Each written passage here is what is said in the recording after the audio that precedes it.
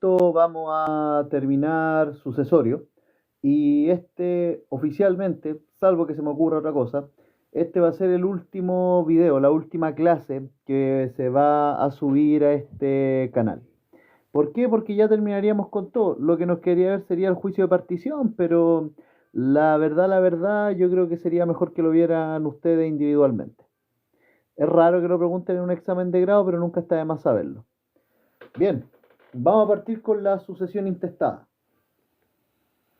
La sucesión intestada no tiene definición legal, pero se puede definir doctrinariamente como aquella sucesión en que el legislador determina la o las personas llamadas a suceder al difunto y la parte o cuota del patrimonio que a cada uno de ellos le corresponde.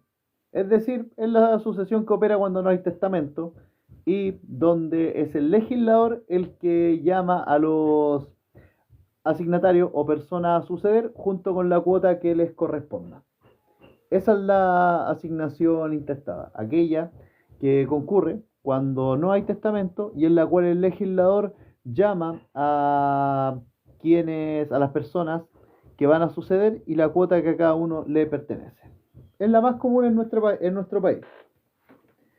Al no haber testamento, se aplican las reglas de la sucesión intestada o de avintestato. Al no haber testamento, se aplican las reglas de la sucesión intestada o avintestato. Sin perjuicio de esto, es posible aplicar dicha regla a una sucesión testada cuando el testamento no cumple con los requisitos que estas leyes establecen. Sin embargo, es posible aplicar las reglas de la sucesión intestada a la sucesión testada cuando el testamento no cumple las normativas legales. Para determinar qué personas pasarán a suceder al causante fallecido, es que la ley nacional determina los llamados órdenes de sucesión, que no tienen una definición legal, pero se pueden entender como un conjunto de reglas que determinan la manera en que la herencia se va a dividir entre ciertas personas. Los órdenes de sucesión, entonces, vendrían siendo un conjunto de reglas que determinan la manera en que la herencia se va a dividir entre ciertas personas. Hay también quienes definen el orden de sucesión como un grupo de personas que excluye a otro grupo de personas en la sucesión en atención al grado en el cual son llamadas. La sucesión intestada procede, según el artículo 980 del Código Civil, en los siguientes casos.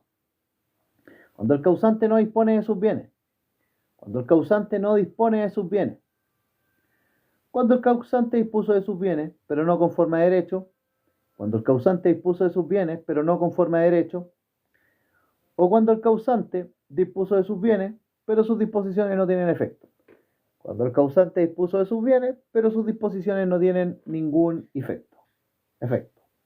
Entonces, la sucesión intestada procede, según el artículo 980 del Código Civil, en los siguientes casos. Cuando el causante no dispone de sus bienes, cuando el causante dispuso de sus bienes, pero no conforme a derecho, o cuando el causante dispuso de sus bienes, pero sus disposiciones no tienen ningún efecto. La sucesión intestada se rige por una serie de principios jurídicos de general aplicación, los cuales son que no se atiende al origen, ni al sexo, ni a la primogenitura. La sucesión intestada se rige por un principio general del derecho, que no se atiende ni al origen, ni al sexo de las personas que suceden, y tampoco a la primogenitura. No se atiende ni al origen de los bienes, ni al sexo de las personas, ni a la primogenitura. Las características de los órdenes de sucesión son las siguientes. Primero, se aplican en la sucesión intestada. Los órdenes de sucesión se aplican en la sucesión intestada. Los órganos de sucesión se aplican en la sucesión intestada. Son excluyentes unos de otros. Y se aplica la regla de que los grados más próximos excluyen a los grados más lejanos.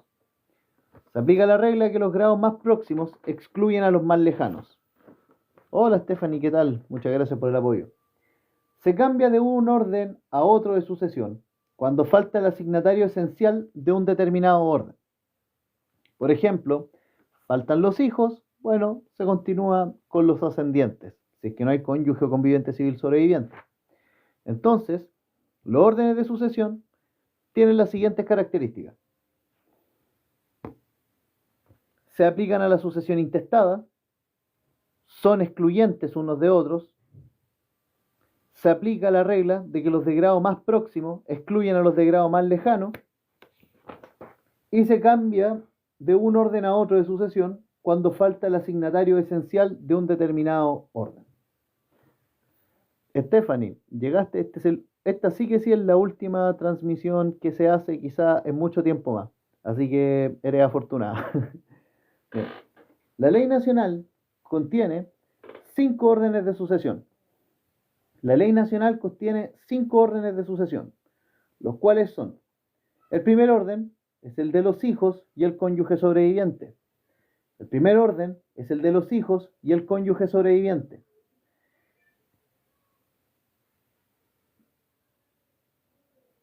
El cabeza de orden será los hijos. Por tanto, si no hay hijos, pero sí cónyuge sobreviviente, nos remitimos de inmediato al segundo orden de sucesión. Stephanie pregunta acá: ¿se puede impugnar un testamento ya que la persona está quedando ciega y la están presionando? Pero ¿este testamento la persona lo redactó antes o después de su situación de ceguera? ¿O está quedando ciega? Porque, ojo, la impugnación de testamento aún no lo hace. Bueno, esta situación es un poco compleja, Stephanie, porque bien podría ser una causal de indignidad o desheredamiento presionar a una persona para que haga un testamento. Eso sería fuerza. Es un vicio al consentimiento que bien puede recaer en un acto jurídico unilateral como lo es el testamento. Por lo tanto, si la están presionando, bueno, claro, no es que se impugne, porque no se puede impugnar un testamento que todavía no se ha hecho, pero quizás el proceso en el cómo se haga es algo a lo que deberían estar atentos. Claro que se puede hacer un testamento, pero por eso es importante que cumpla con las formalidades de los testigos.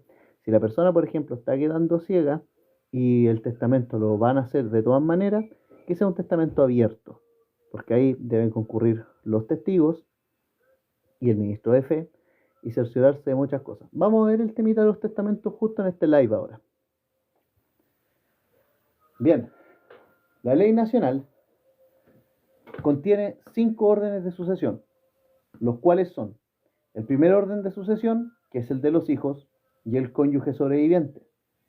El cabeza de orden será los hijos. Por tanto, si no hay hijos, pero sí cónyuge sobreviviente, nos remitimos de inmediato al segundo orden sucesorio. El segundo orden sucesorio es el de los ascendientes y cónyuge sobreviviente. Pero eso, si todavía no hace el testamento, no se puede impugnar algo que todavía no se ha hecho. Segundo orden de sucesión, entonces, es el de los ascendientes y cónyuge sobreviviente. Tercer orden sucesorio es el de los hermanos. En esta norma jurídica se distinguen 2 tipos de hermanos: los que son de simple y los de doble conjunción. Los de simple conjunción son los hermanos que coloquialmente se denominan medios hermanos o hermanastros. Aquí solo comparten un padre o una madre. Pero por lo general con el hermanastro yo tengo entendido que no hay un vínculo de sangre. Y los hermanos de doble conjunción son los hermanos que comparten padre y madre. Los hermanos de doble conjunción son los que comparten padre y madre. Esta distinción es importante porque los hermanos de doble conjunción se llevan el doble de herencia en comparación a lo que se llevaría el hermano de simple conjunción.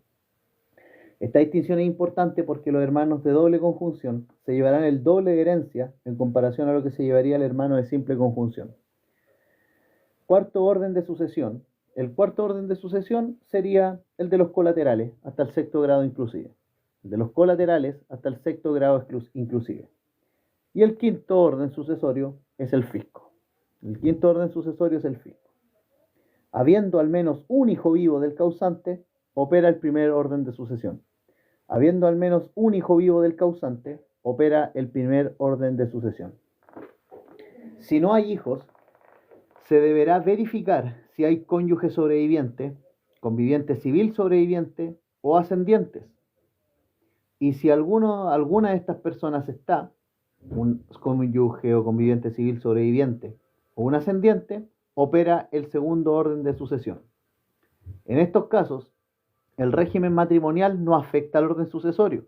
La persona se puede casar con sociedad conyugal, con régimen de separación de bienes o con participación en los gananciales. Esto no afecta al orden de sucesión. Sin embargo, jurídicamente se debería primero resolver el régimen matrimonial y luego partir la masa hereditaria. Sería lo ideal, porque con la muerte se disuelve el matrimonio y por lo tanto la sociedad conyugal pasa a convertirse en una comunidad. Por lo tanto, se debería primero resolver el régimen matrimonial y luego partir la masa hereditaria.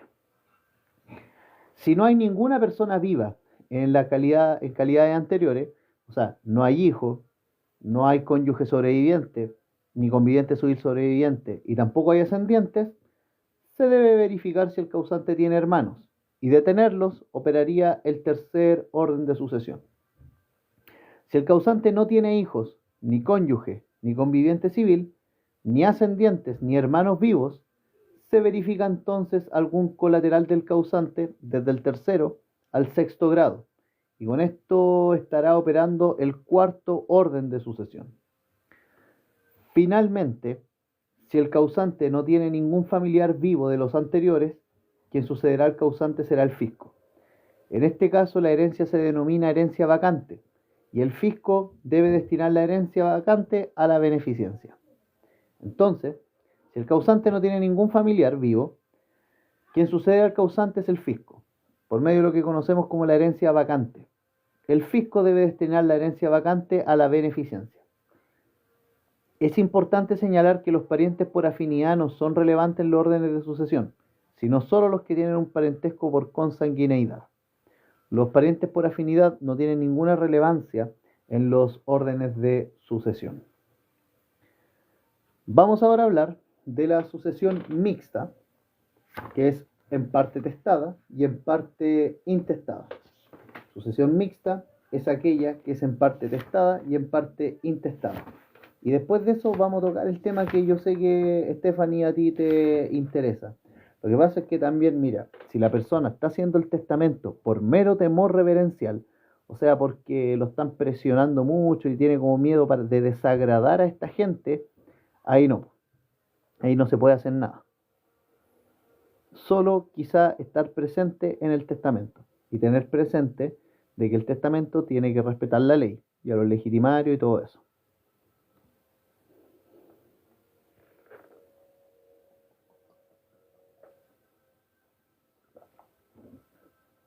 Esa institución, el temor reverencial, no basta para evitar el consentimiento. Bien, la sucesión mixta es aquella en que es parte testada y en parte intestada.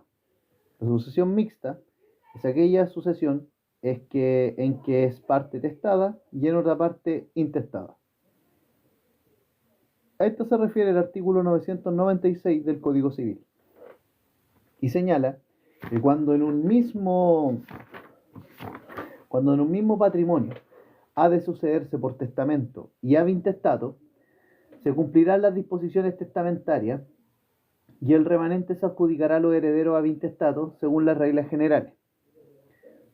Para los que suceden a la vez por testamento y ab intestato, imputarán a la porción que les corresponda ab intestato lo que recibieren por testamento. Imputarán a la porción que les corresponda ab intestato lo que recibieren por testamento. ¿Qué quiere decir esto? Si reciben algo, si un legitimario recibe tal cantidad de dinero o tal cantidad de bienes por testamento, lo que reciba por este testamento, a no ser que expresamente se designe como cuarta de mejora, se imputa a lo que le corresponda por ab intestato, o sea, lo que por ley le corresponda, sin perjuicio de retener toda la porción testamentaria si excede a la otra, sin perjuicio de retener toda la porción testamentaria si excediera a la otra. Prevalecerá sobre todo ello la voluntad expresa del testador en lo que de derecho corresponda. Prevalecerá sobre todo ello la voluntad expresa del testador en todo lo que de derecho corresponda. En todo caso, esta regla se aplica una vez enteradas totalmente las asignaciones, a quienes tienen derecho a ellas. Las legítimas y las mejoras de la herencia están correlacionadas con esto también. Vamos ahora a hablar de la defensa de las asignaciones. Vamos a hablar ahora de la defensa de las asignaciones. La ley señala una serie de mecanismos para proteger a los legitimarios, que los legitimarios vendrían siendo los hijos, personalmente o representados por su descendencia, cónyuge o conviviente civil sobreviviente, y los ascendientes.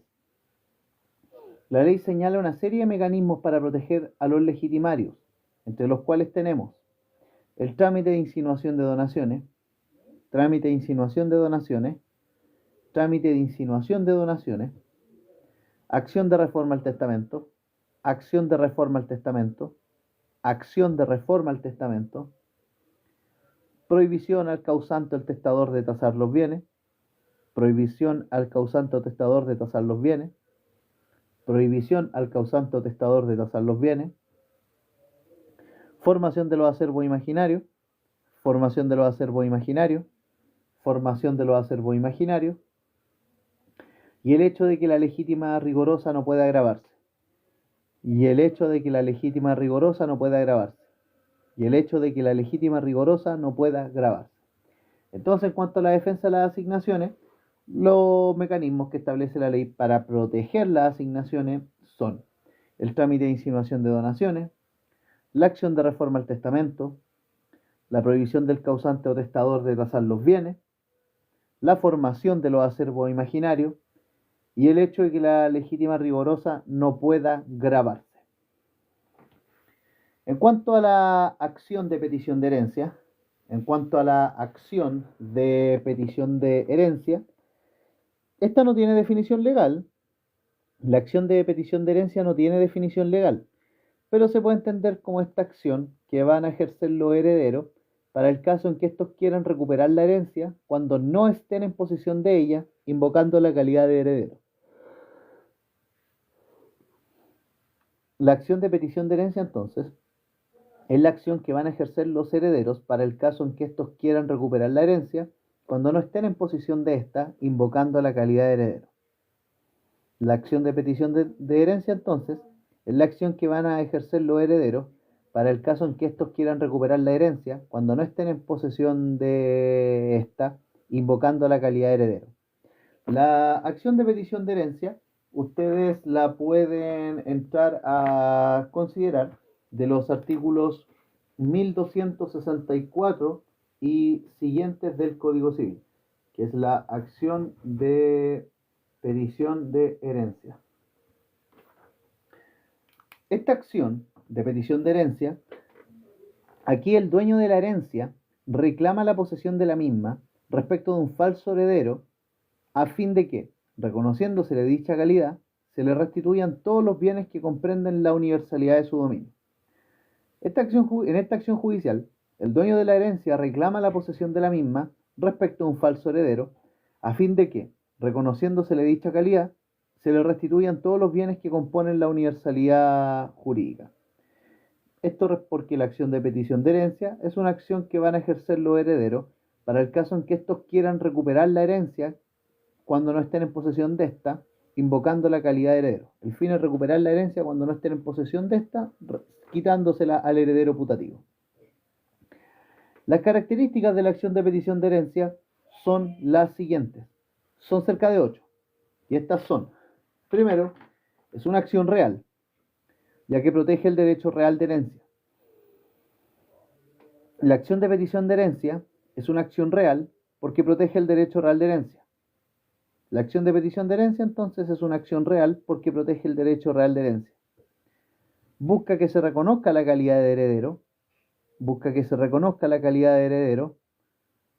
Busca que se reconozca la calidad de heredero. Es una acción, aparte de ser real, es patrimonial. Es una acción patrimonial. Es una acción patrimonial. Es transferible y es transmisible. Es transferible y es transmisible. Es transferible mediante la cesión de derecho hereditario y es transferible. Prescriben el plazo de prescripción del derecho real de herencia. Prescriben el plazo de prescripción del derecho real de herencia. Prescriben el plazo de prescripción del derecho real de herencia. Es también una acción divisible, ya que si hay varios herederos, cada uno de ellos debe intentar la acción de manera individual. Es una acción divisible, ya que si hay varios herederos, cada uno de ellos debe intentar la acción de manera individual. Es una acción divisible, ya que si hay varios herederos, cada uno de ellos debe intentar la acción de manera individual. Y por último, esta acción de petición de herencia da acción reivindicatoria en contra de terceros si es que la sentencia resulta favorable. Da acción reivindicatoria en contra de terceros si es que la sentencia resulta favorable. Da acción reivindicatoria en contra de terceros si es que la sentencia resulta favorable.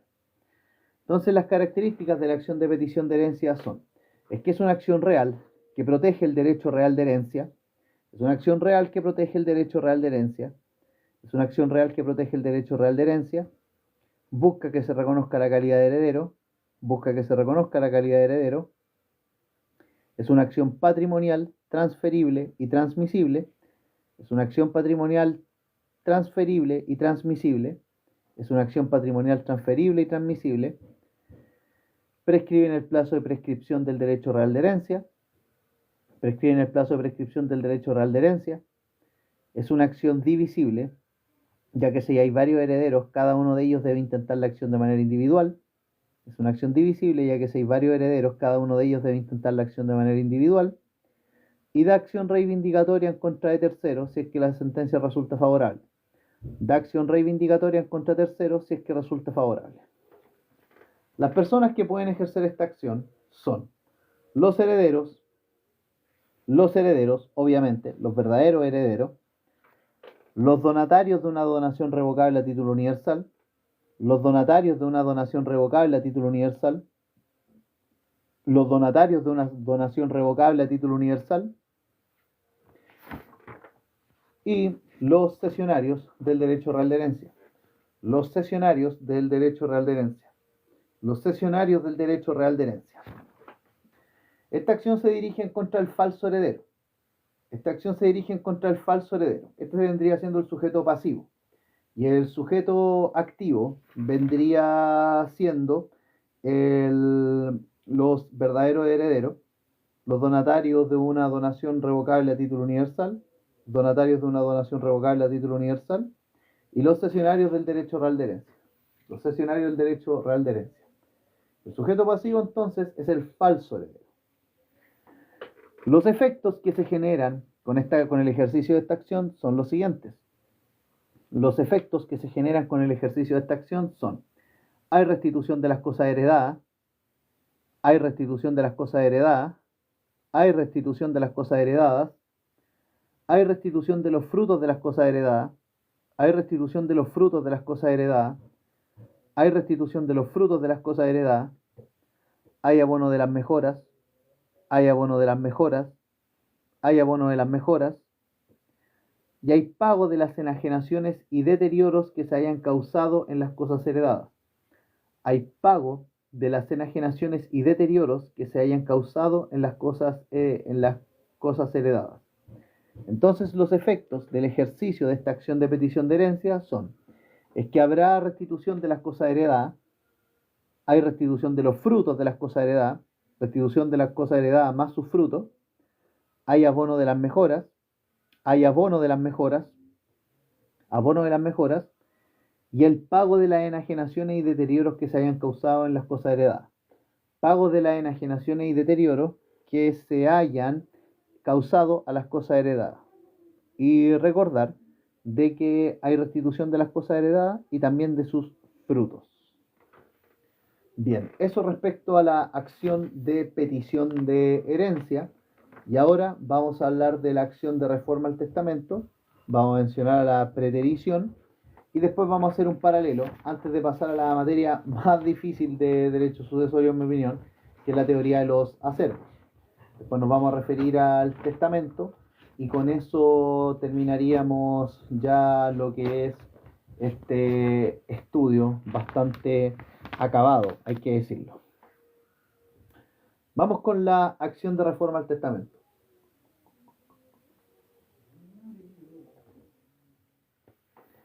La acción de reforma al testamento no tiene una definición legal. La acción de reforma al testamento no tiene una definición legal.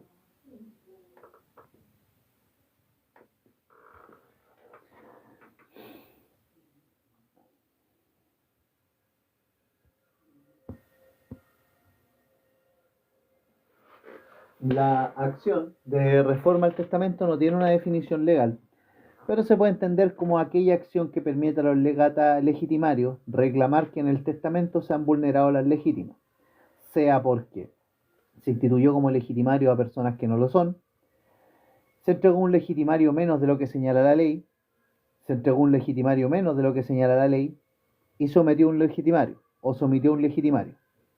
Entonces la acción de reforma al testamento es aquella acción que permite a los legitimarios reclamar que en el testamento se vulneraron sus legítimas, ya sea porque se instituyó como legitimario a una persona que no lo es, se instituyó un legitimario menos de lo que señala la ley, o se omitió un legitimario. La acción de reforma al testamento, entonces, es aquella acción que permite a los legitimarios reclamar que en el testamento se han vulnerado las legítimas, ya sea porque se instituyó como legitimario a personas que no lo son, se entregó un legitimario menos de lo que señala la ley, o se omitió derechamente a un legitimario. Esta institución se regula en el artículo 1216 del Código Civil. 1216 del Código Civil, que es la acción de reforma al testamento. 1216 y siguientes del Código Civil. Esta acción tiene dos fines, que es perseguir la legítima rigorosa y la legítima efectiva, y perseguir la cuarta de mejoras cuando ha sido otorgada a otras personas que por ley no les corresponde, por ejemplo al amante del causante. Esta institución se regula desde el artículo 1216. Esta acción tiene dos fines, los cuales son perseguir la legítima rigorosa y efectiva, y perseguir la cuarta de mejoras cuando ha sido otorgada a otra persona que por ley no le corresponde. Esta institución se regula en el artículo 1216. Y esta acción tiene dos fines, que es perseguir la legítima rigorosa y efectiva, y perseguir la cuarta de mejoras cuando ha sido otorgada a otras personas que por ley no les corresponde. Las características de la acción de reforma al testamento son las siguientes. Características de la acción de reforma al testamento son: a diferencia de la acción de petición de herencia, la acción de reforma al testamento es una acción personal, ya que emana de un crédito y se dirige contra los asignatarios instituidos por el testador. Es una acción personal, ya que emana de un crédito y se dirige contra los asignatarios instituidos por el testador. Es una acción personal, ya que emana de un crédito y se dirige contra los asignatarios instituidos por el testador. Pese a que es una acción personal, es también una acción patrimonial. Es una acción patrimonial. Es una acción que también es transferible y transmisible. Es una acción transferible y transmisible. Y ojo, la acción de reforma al testamento prescribe en el plazo de 4 años, contado desde que suceden dos hechos, sin importar cuál de estos sucede primero: que el legitimario tome conocimiento del testamento o que el legitimario tome conocimiento de su calidad de legitimario. Prescribe la acción de reforma al testamento en el plazo de 4 años, contado desde que se suceden dos hechos, sin importar cuál sucede primero: que el legitimario tome conocimiento del testamento o que el legitimario tome conocimiento de su calidad de legitimario. Prescribe entonces la acción de reforma al testamento en el plazo de 4 años, contados desde que se suceden dos hechos, sin importar cuál de estos ocurre primero: que el legitimario tome conocimiento del testamento o que el legitimario tome conocimiento de su calidad de legitimario. La acción de reforma al testamento es compatible con la acción de petición de herencia. La acción de reforma al testamento es compatible con la acción de petición de herencia. La acción de petición de herencia es compatible con la acción de reforma al testamento. Acción de petición de herencia son compatibles con la acción de reforma al testamento. El fin de la acción de reforma al testamento es modificar el testamento. De hecho, su nombre lo dice. Su fin es modificar el testamento. El titular de esta acción es el legitimario y el cesionario. El titular de esta acción es el legitimario y el cesionario. La vulneración de la ley debe ocurrir en la mitad legitimaria o en la cuarta de mejora, no en la cuarta libre disposición. La vulneración a la ley, que da pie a que uno pueda entablar la acción de reforma al testamento, debe ocurrir en la mitad legitimaria o en la cuarta de mejora. En la cuarta libre disposición no, por algo de libre disposición. Y por otro, en cuanto a la acción de reforma al testamento, la acción se ejerce en contra de quienes se vean beneficiados por este testamento. La acción se ejerce en contra de quienes se vean beneficiados por este testamento.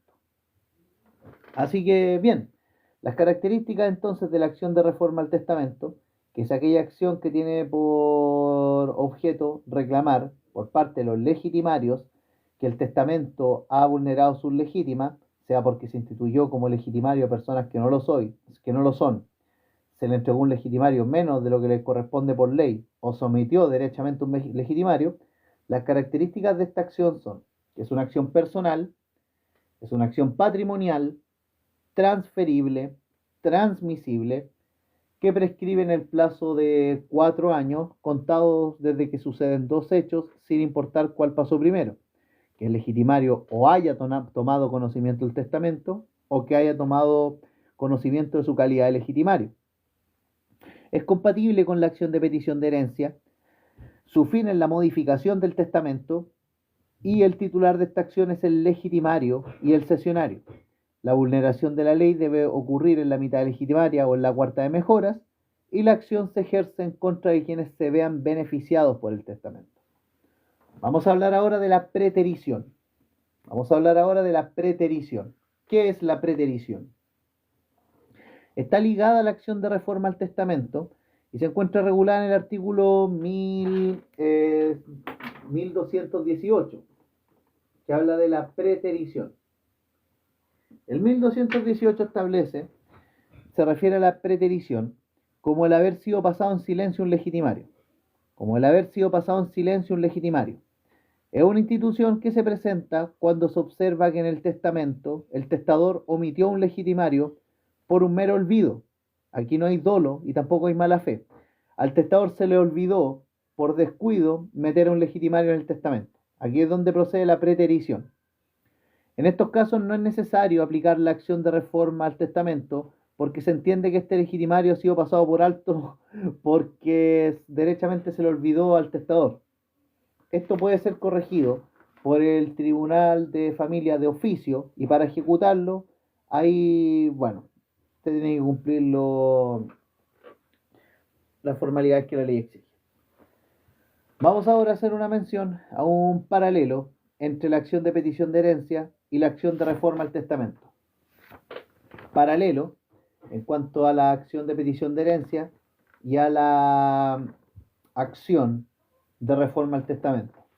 Después vamos a ver los acervos imaginarios y nos vamos a referir a las bajas de la herencia, sin perjuicio de lo cual vamos a hablar de ahí del testamento. Y salve Carolina, que te has conectado, muchas gracias por estar presente.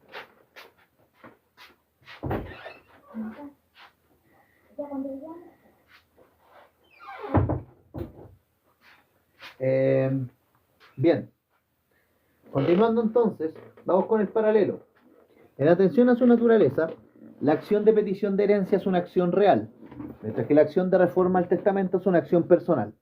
La acción de petición de herencia es una acción real y la acción de reforma al testamento es una acción personal. La acción de petición de herencia procede contra cualquiera que esté en posesión de la herencia. La acción de petición de herencia procede contra cualquiera que tenga la posesión de la herencia, mientras que la acción de reforma al testamento procede contra los asignatarios instituidos por el testador en perjuicio de las asignaciones forzosas. La acción de reforma al testamento procede contra los asignatarios instituidos por el testador en perjuicio de las asignaciones forzosas. El titular de la acción de petición de herencia puede ser cualquier heredero, puede ser incluso un hermano, que no es un legitimario.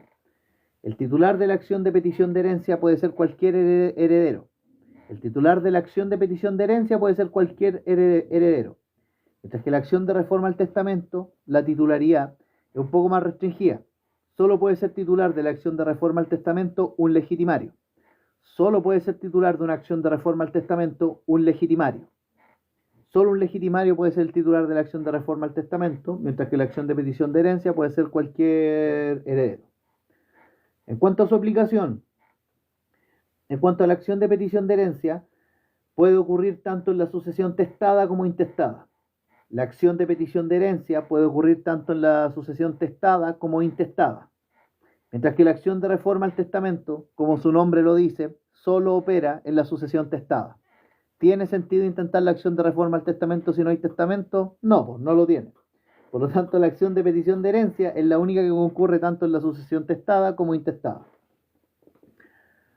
Los plazos de prescripción de la acción de petición de herencia son, bueno, se extingue por la prescripción, la acción de petición de herencia se extingue por la prescripción del derecho real de herencia.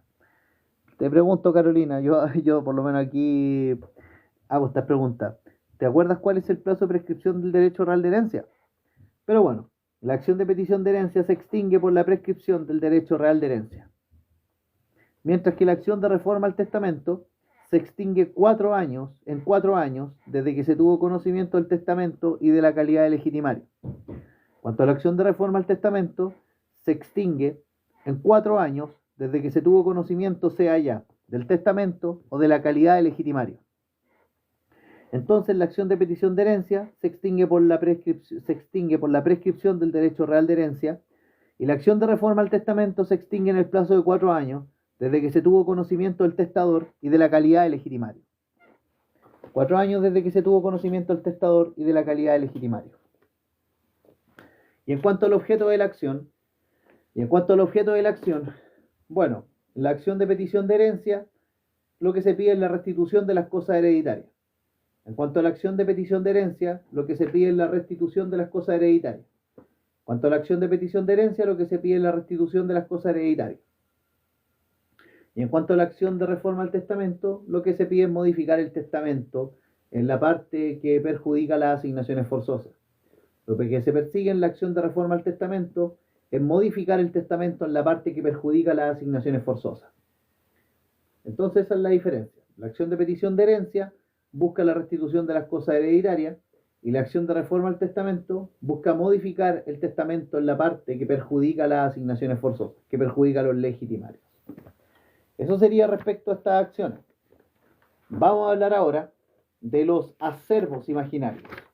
Miren, no es tanto. Aquí la verdad solamente tienen que saber qué son. Así que vamos a hablar ahora de esto mismo.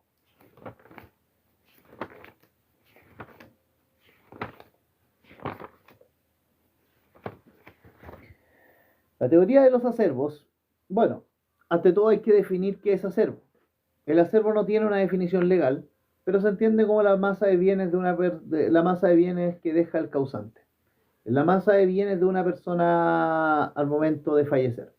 Es la masa de bienes que deja el causante. Eso es el acervo. Es la masa de bienes que deja el causante. La doctrina jurídica señala que existen 5 acervos, pero los primeros 3 siempre van a estar y los últimos 2 son eventuales. El primero es el acervo bruto o común, que es la masa de bienes que se encontraba en poder del causante a la hora de su muerte. Involucra tanto bienes corporales como incorporales, sean propios o de otra persona. El primero es el acervo bruto común, que es la masa de bienes que se encontraba en poder del causante a la hora de su muerte. Involucra tanto bienes corporales como incorporales, propios o de otras personas. El acervo bruto común, entonces, es la masa de bienes que se encontraba en poder del causante a la hora de su muerte, e involucra tanto a bienes corporales e incorporales que haya tenido a título propio como a nombre de otras personas. El acervo ilíquido es la masa de bienes de la que es dueño el causante, excluyendo la que se encontraba en su poder o retención. El acervo ilíquido es la masa de bienes de los que era dueño el causante, excluyendo los que se encontraban en su poder o los tenía retenidos. El acervo ilíquido, entonces, es la masa de bienes de los que era dueño el causante, excluyendo los que se encontraban en su poder o por retención y que no eran de él. El acervo líquido, o también llamado acervo partible, es la masa de bienes de los que era dueño el causante, a la cual se le restan las bajas generales de la herencia, generando una masa de la cual el testador podrá disponer en un testamento o en caso de sucesión intestada, se repartirá entre sus herederos. El acervo líquido es la masa de bienes de los que era dueño el causante, a la cual se le restan las bajas generales de la herencia, generando una masa de la cual el testador podrá disponer en un testamento o, en caso de sucesión intestada, se repartirá entre sus herederos. El acervo líquido es la masa de los bienes de los que es dueño el causante, a la cual ya se le restaron las bajas generales de la herencia, generando una masa de la cual el testador podrá disponer en su testamento o, en caso de sucesión intestada, se repartirá entre sus herederos. Ahora vamos con los otros dos acervos que son eventuales, que son el primer acervo imaginario y el segundo acervo imaginario. Primer acervo imaginario y segundo acervo imaginario. El primer acervo imaginario está establecido en el artículo 1185 del Código Civil. El primer acervo imaginario está instituido en el artículo 1185 del Código Civil. Y se señala que, para computar las cuartas, se acumulan imaginariamente al acervo líquido todas las donaciones revocables e irrevocables hechas en razón de legítimas o mejoras. Entonces, el primer acervo imaginario señala que para computar las cuartas se acumulan imaginariamente al acervo líquido todas las donaciones revocables e irrevocables hechas en razón de legítimas o mejoras a uno de los asignatarios, de los legitimarios, entre legitimarios. Ojo con eso. Y para que opere, se tienen que cumplir los siguientes requisitos: que el causante muera dejando de legitimarios, que el causante muera dejando legitimarios. Segundo requisito que se tiene que cumplir es el siguiente: que el causante en vida haya hecho donaciones revocables e irrevocables. Que el causante en vida haya hecho donaciones revocables e irrevocables a otro legitimario. Tercero, que las donaciones se hayan hecho rozando legítimas como mejoras. Que las donaciones se hayan hecho rozando legítimas como mejoras. Y que las donaciones se hayan hecho un legitimario. Que las donaciones se hayan hecho a un legitimario. Entonces, el primer acervo imaginario, regulado en el artículo 1185 del Código Civil, se refiere a esta institución que, para computar las cuartas, se acumulan imaginariamente al acervo líquido todas las donaciones revocables e irrevocables. Se acumulan imaginariamente al acervo líquido todas las donaciones revocables e irrevocables hechas en razón de legítimas o mejoras. Y para que opere se tienen que cumplir los siguientes requisitos, que son: que las donaciones se hayan hecho un legitimario, que las donaciones se hayan hecho un legitimario, que las donaciones se hayan hecho rozando legítimas como mejoras, que las donaciones se hayan hecho rozando legítimas como mejoras, que el causante en vida haya hecho donaciones revocables o irrevocables, que el causante en vida haya hecho donaciones revocables o irrevocables, y por último, que el causante muera dejando legitimarios. Que el causante muera dejando legitimarios. Hablemos ahora del segundo acervo imaginario. Hablemos del segundo acervo imaginario. Este acervo se forma cuando el que tenía la sazón legitimarios hubiere hecho donaciones entre vivos a extraños y el valor de esas donaciones juntas excediera la cuarta parte de la suma formada para este valor, la cuarta de libre disposición y el del acervo imaginario.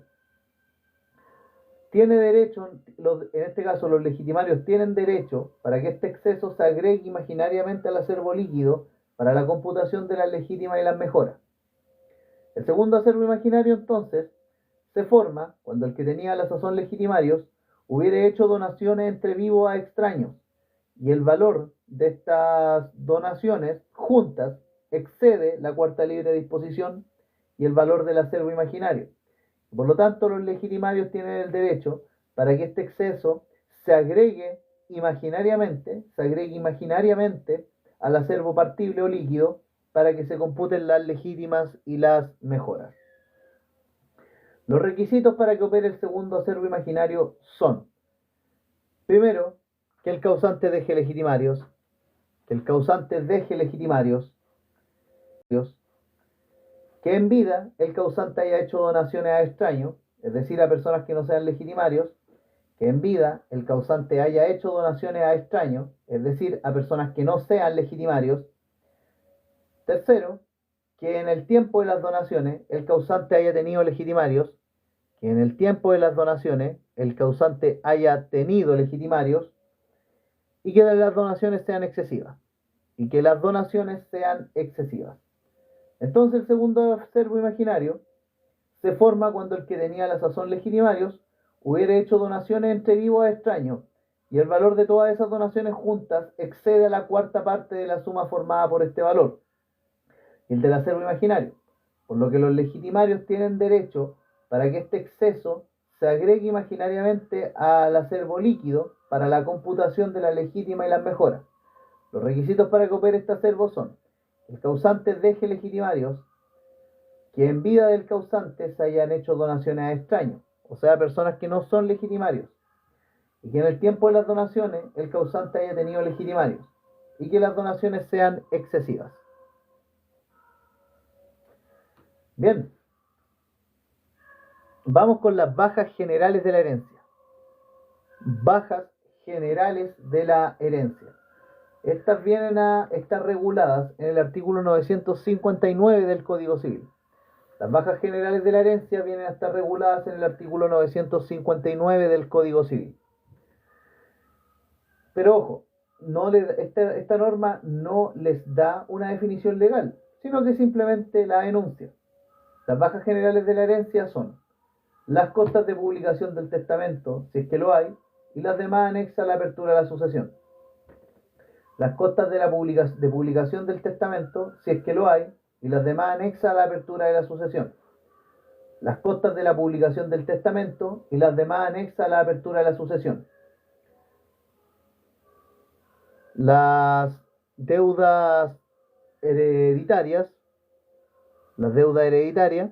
también lo son, bajas generales de la herencia. Las deudas hereditarias son bajas generales de la herencia. Los impuestos fiscales que gravar en toda la masa hereditaria. Los impuestos fiscales que grabar en toda la masa hereditaria.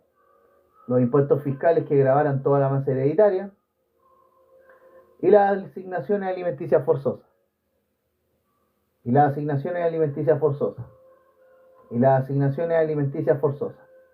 Entonces, las bajas generales de la herencia están reguladas en el artículo 959 del Código Civil y son las costas de publicación del testamento, si es que lo hay, y las demás anexas a la apertura de la sucesión, costas de la publicación del testamento, si es que lo hay, y las demás anexas a la apertura de la sucesión, las deudas hereditarias, los impuestos fiscales que grabar en toda la masa hereditaria, y las asignaciones alimenticias forzosas.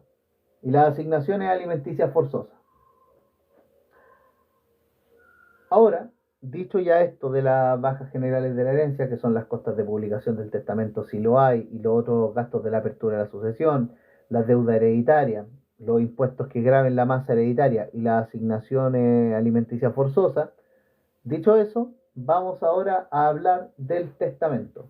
Una chica, Stephanie, que ya no está conectada, nos preguntó acerca del testamento, los métodos de defensa y las causales de impugnación. Lo vamos a ver ahora. La verdad es que es un tema igual, es un poquito largo, tiene 6 hojitas que las vamos a ver a continuación. Así que en esto vamos a estar. Denme un minuto, por favor, amigos míos.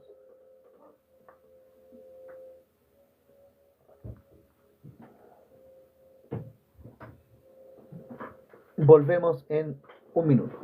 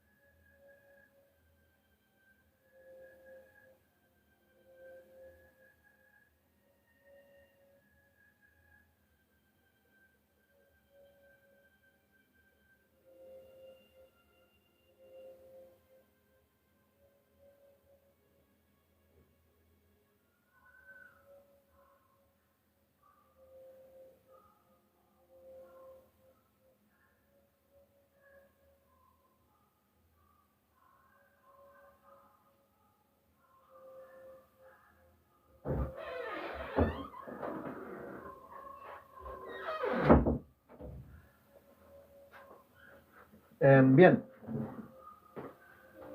continuemos entonces. La verdad es que es un tema un poquito intenso, pero no se preocupen. Vamos a continuar ahora con el testamento.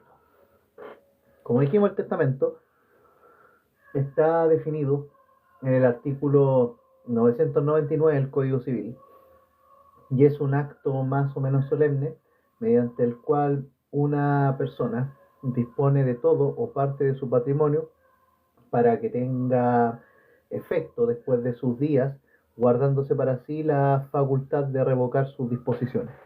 Algo así dice la ley, pero va por ahí.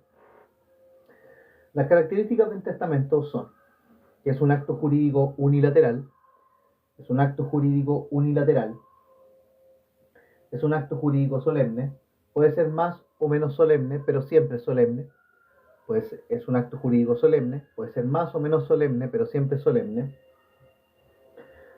Su objeto fundamental es disponer de bienes, aunque se pueden hacer más cosas, como por ejemplo reconocer un hijo o fundar una fundación, por mencionar algunos ejemplos.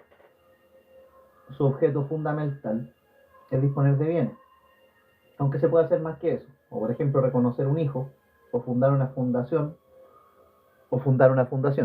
valga la redundancia.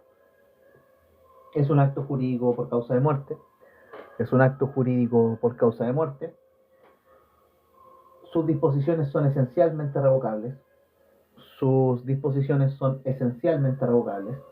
Es importante tener presente que lo que es revocable son las disposiciones testamentarias y no las declaraciones testamentarias. Declaraciones testamentarias, el reconocimiento de un hijo. Eso es irrevocable. Sus disposiciones son esencialmente revocables. Es importante tener presente que lo que es revocable son las disposiciones testamentarias y no las declaraciones testamentarias. Entonces, las características del testamento son, es que es un acto jurídico unilateral, es un acto jurídico solemne, más o menos solemne, pero siempre es solemne. Su objeto fundamental es disponer de bienes, aunque se puede hacer más que eso, como por ejemplo reconocer un hijo o fundar una fundación. Es un acto jurídico por causa de muerte, acto jurídico por causa de muerte. Sus disposiciones son esencialmente revocables. Sus disposiciones son esencialmente revocables. Es importante tener presente que lo que es revocable son las disposiciones testamentarias y no las declaraciones testamentarias. Las disposiciones testamentarias son revocables, no las declaraciones testamentarias. Esas son las características del testamento y ahora vamos a hablar de los requisitos de los testamentos. Los requisitos de los testamentos. Vamos a referirnos a los requisitos de los testamentos.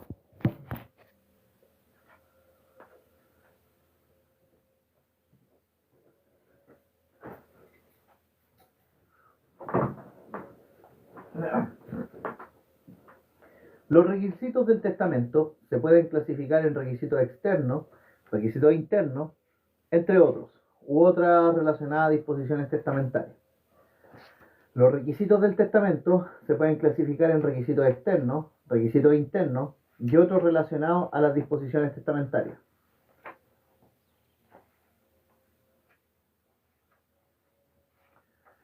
Respecto de los requisitos internos del testamento, también llamados requisitos de fondo del testamento, tenemos que decir lo siguiente. Los requisitos internos del testamento son la capacidad de testar, que es la aptitud de una persona para otorgar un testamento válido. La capacidad de testar, que es la aptitud de una persona para otorgar un testamento válido. En general, todas las personas son capaces para testar. O sea, todas las personas por regla general tienen la aptitud para otorgar un testamento válido. En general, todas las personas son capaces para testar. Los incapaces para testar serían el impúber, el interdicto por demencia, el que no esté en su sano juicio por estado de ebriedad u otro motivo, y todo quien no pueda expresar su voluntad de forma clara. Todo quien no pueda expresar su voluntad de forma clara.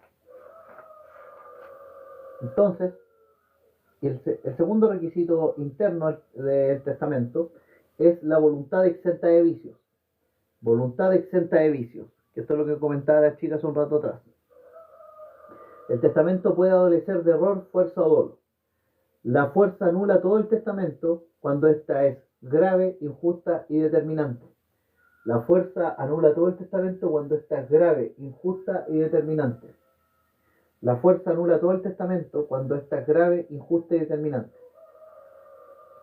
El error en la persona no vicia el testamento, pero se puede intentar la acción de reforma al testamento. El error en la persona no vicia el testamento, pero se puede intentar la acción de reforma al testamento.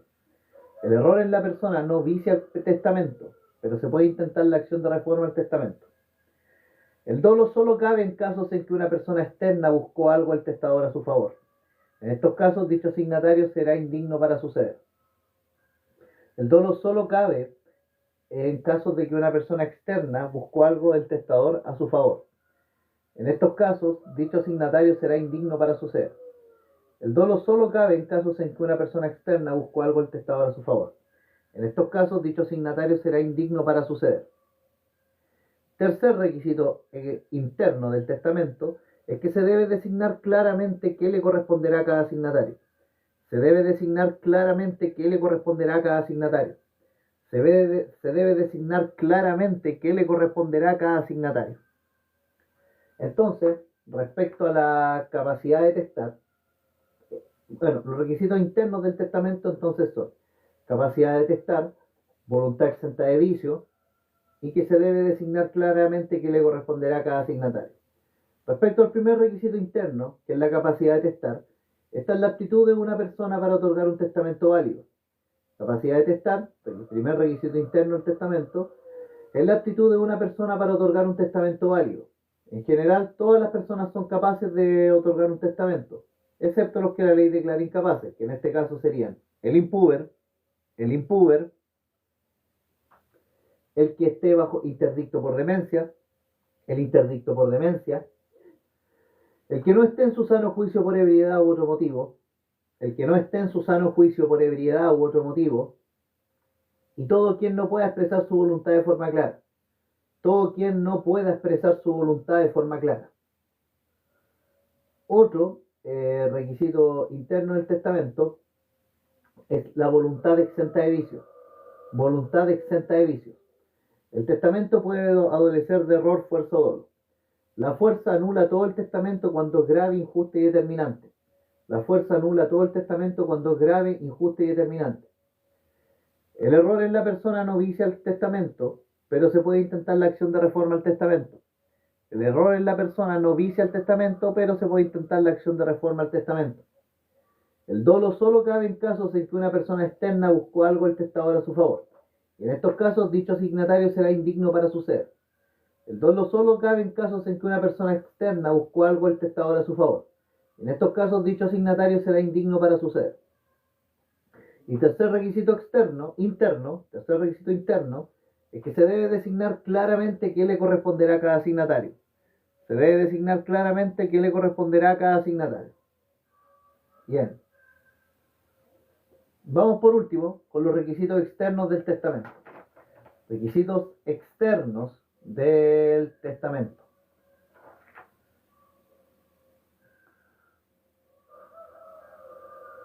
Los requisitos externos del testamento o requisitos de forma son los siguientes. Son las solemnidades. Los requisitos externos de forma del testamento son las solemnidades. Los requisitos externos del testamento o requisitos de forma son las solemnidades. Requisitos externos del testamento o requisitos de forma son las solemnidades. Para determinar cuál es la solemnidad, es necesario distinguir si el testamento fue otorgado dentro o fuera de Chile. En el caso de Chile existen dos tipos de testamentos, que son el testamento solemne y el testamento privilegiado. Para determinar cuál es la solemnidad, es necesario distinguir si el testamento fue otorgado dentro o fuera de Chile. En el caso de Chile existen dos tipos de testamentos, que son el testamento solemne o el testamento privilegiado.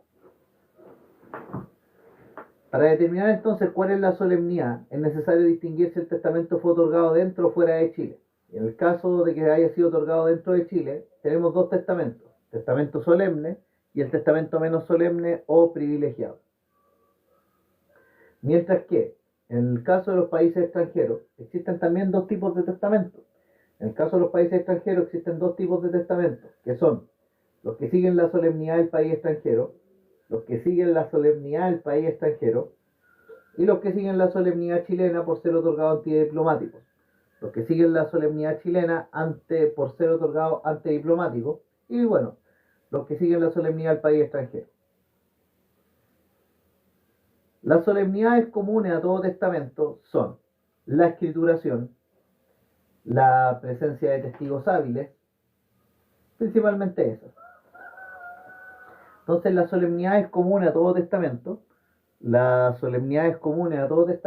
son la escrituración, y el segundo requisito, aparte de la escrituración, o requisito solemnidad común a todo testamento, aparte de la escrituración, la presencia de testigos hábiles. La cantidad de testigos varía dependiendo de si concurre o no un funcionario en su redacción. Presencia de testigos hábiles, la cantidad de testigos varía dependiendo si concurre o no un funcionario en su redacción.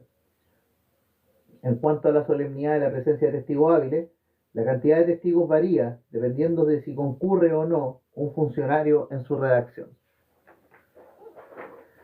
Si concurren 2 funcionarios en su creación, se requieren 3 testigos. Si concurren 2 funcionarios en su creación, se requieren 3 testigos. Si concurren 2 funcionarios en su creación, se requieren 3 testigos. Ahora, si no concurren funcionarios en su creación, se requieren 5 testigos. Si no concurren funcionarios en su creación, se requieren 5 testigos. Si no concurren funcionarios en su creación, se requieren 5 testigos. Las solemnidades del testamento tienen su origen en las siguientes cuestiones.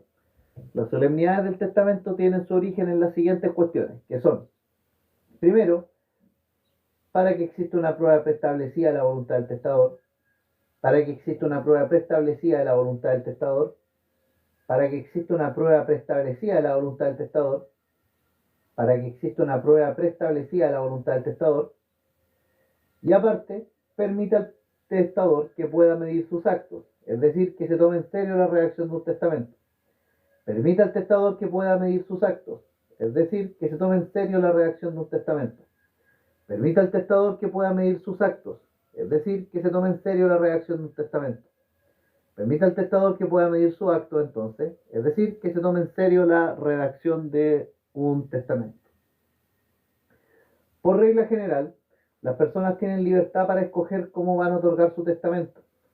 Sin embargo, hay casos en que la ley señala específicamente qué tipo de testamento debe ser otorgado por ciertas personas.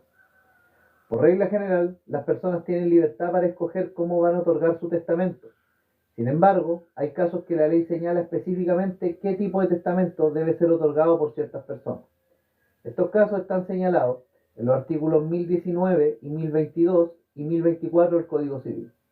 Estos casos vienen a estar señalados en los artículos 1019, 1022 y 1024 del Código Civil chileno. Entonces, señalar lo siguiente. Hay personas que solo pueden otorgar testamentos abiertos y nunca cerrados. Las personas que solo pueden otorgar testamentos abiertos y nunca cerrados son.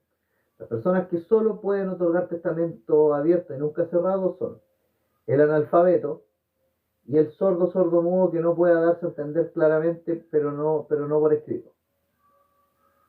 El ciego sordo-mudo que pueda darse a entender claramente, pero no por escrito. En el caso del ciego, se debe leer 2 veces en voz alta su testamento. En el caso de sordo-sordo-mudo, se debe leer 2 veces en voz alta su testamento en compañía de un perito de lenguaje de señas. El funcionario puede ser un escribano, un notario competente o el juez de letras competente del territorio jurisdiccional a donde se otorga un testamento. Entonces, las personas que solo pueden otorgar testamento abierto y en ningún caso cerrado son el analfabeto y el ciego sordo-sordo-mudo que no pueda darse a entender claramente, pero no por escrito. En el caso del ciego, se debe leer 2 veces en voz alta su testamento. Y en el caso del sordo-sordo-mudo, se debe leer 2 veces en voz alta su testamento en compañía de un perito de lenguaje de señas. El funcionario puede ser un escribano o notario competente o juez de letras competente del territorio jurisdiccional en donde se otorga el testamento.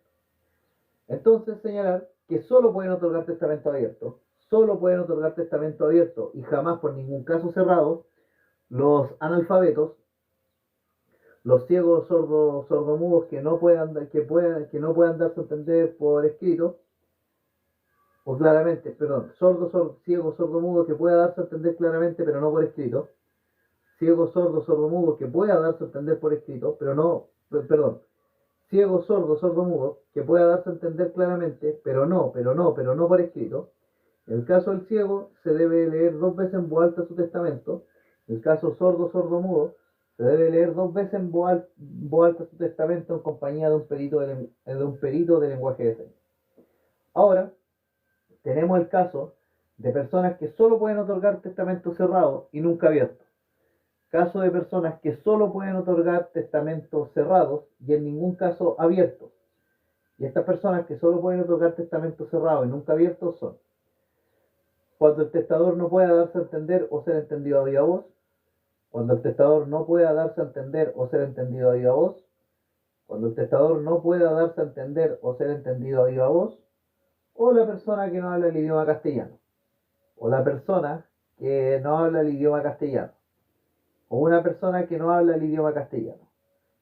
Entonces, recapitulando, las personas que solo pueden otorgar testamento abierto y jamás cerrado son el analfabeto, el ciego, sordo, sordomudo, que puede darse a entender claramente pero no por escrito. En este caso, si es ciego, el testamento se lee a viva voz 2 veces. En el caso de que sea sordo, sordomudo, también se lee 2 veces el testamento, pero en compañía de un perito de lenguaje de señas. En el caso de personas que solo pueden otorgar testamentos cerrados y jamás abiertos son, primero, cuando el testador no pueda darse a entender o ser entendido a viva voz, cuando el testador no pueda darse a entender o ser entendido a viva voz, cuando el testador no pueda darse a entender o ser entendido a viva voz, o la persona que no habla el idioma castellano. Persona que no habla el idioma castellano. Persona que no habla el idioma castellano. Persona que no habla el idioma castellano. En cuanto a la clasificación, ahora vamos a hablar de la clasificación del testamento. Vamos a hablar de la clasificación del testamento. Clasificación del testamento.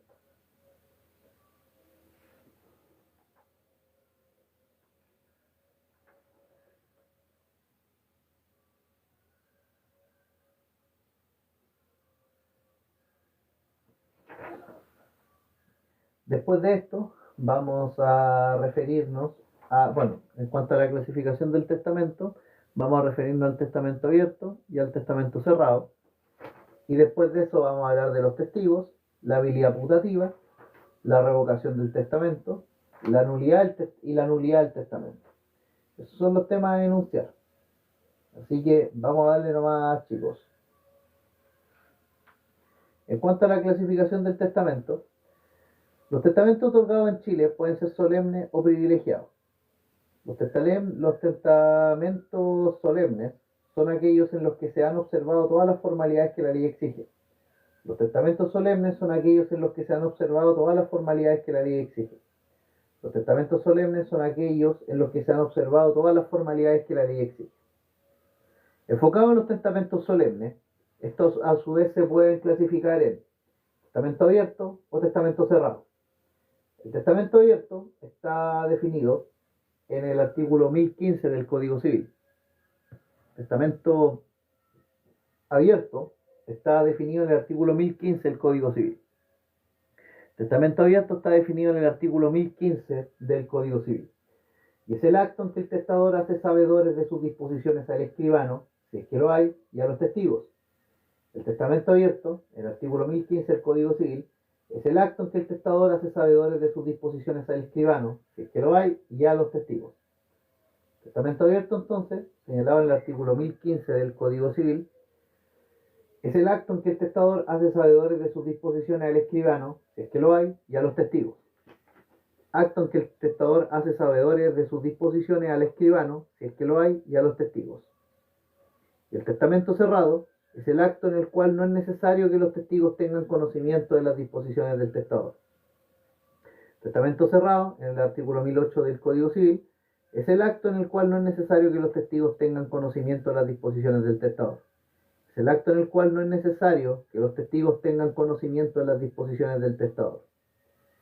Ahora, el funcionario puede ser un escribano o notario competente o juez de letras competente del territorio jurisdiccional en donde se otorga el testamento. El funcionario puede ser un escribano, notario competente o juez de letras competente del territorio jurisdiccional en donde se otorga el testamento. El funcionario puede ser un escribano, notario competente o juez de letras competente del territorio jurisdiccional en donde se otorga el respectivo testamento. Así que vamos a tomar en consideración estas definiciones propiamente tal. Vamos a hablar ahora del testamento abierto y del testamento cerrado. Y ya vamos a terminar, chicos, porque este es el último live. Es el último. Falta una semilla del ermitaño.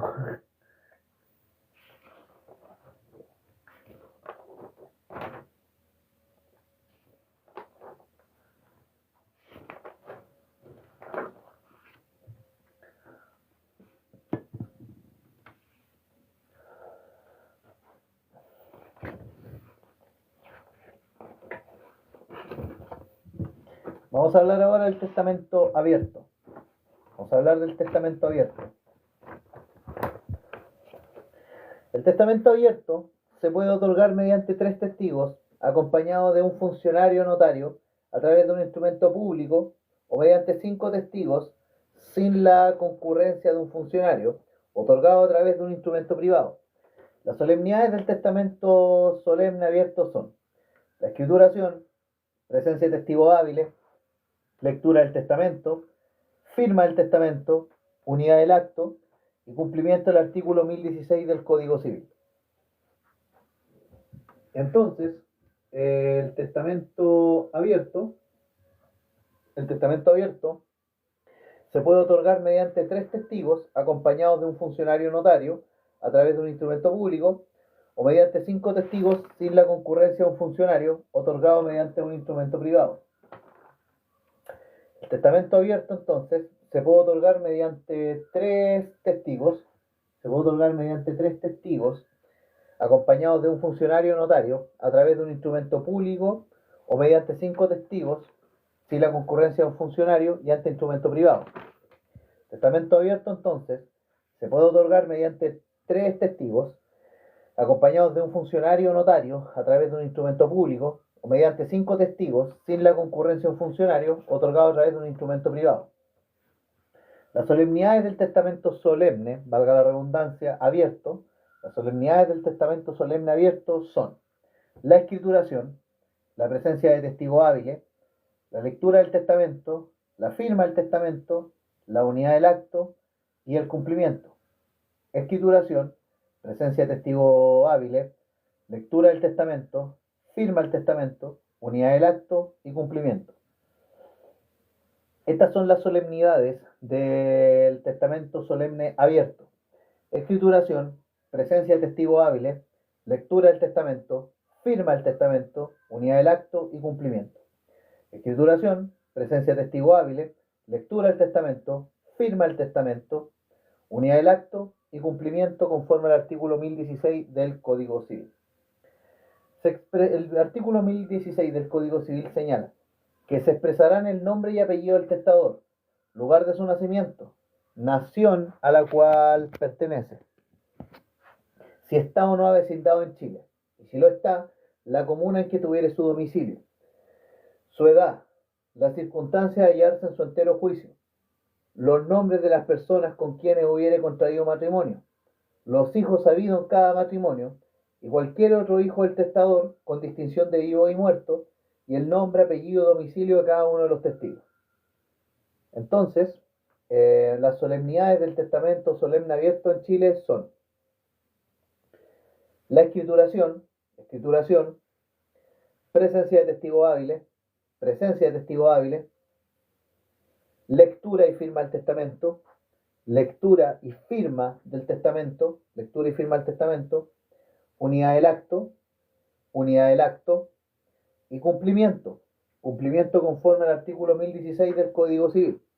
Y señala este artículo que se expresarán el nombre y apellido del testador, lugar de su nacimiento, nación a la que pertenece, si está o no avecindado en Chile, y si lo está, la comuna en que tuviere su domicilio,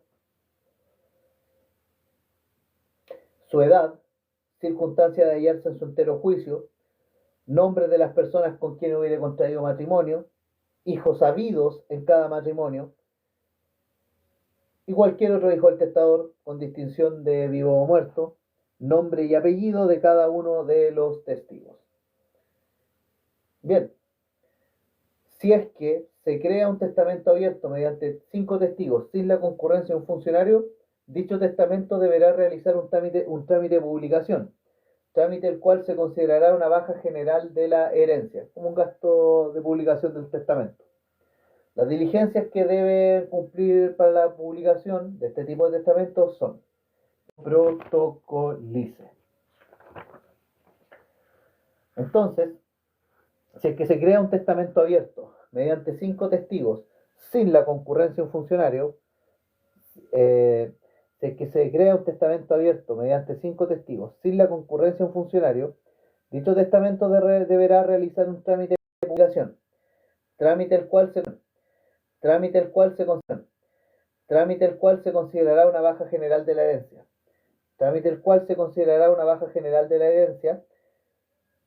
Las diligencias que se deben cumplir para la publicación son las siguientes: reconocimiento de la firma del testador y de los testigos, rubricación del testamento por el juez competente, que será el del último domicilio que en Chile haya tenido el causante, y la entrega del testamento al notario para que lo protocolice.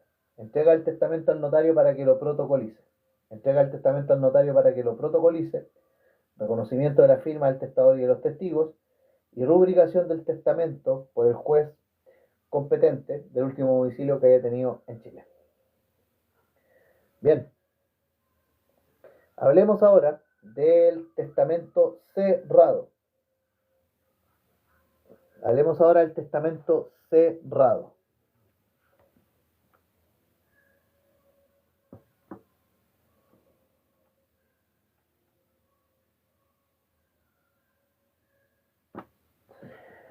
El testamento cerrado se compone de dos partes.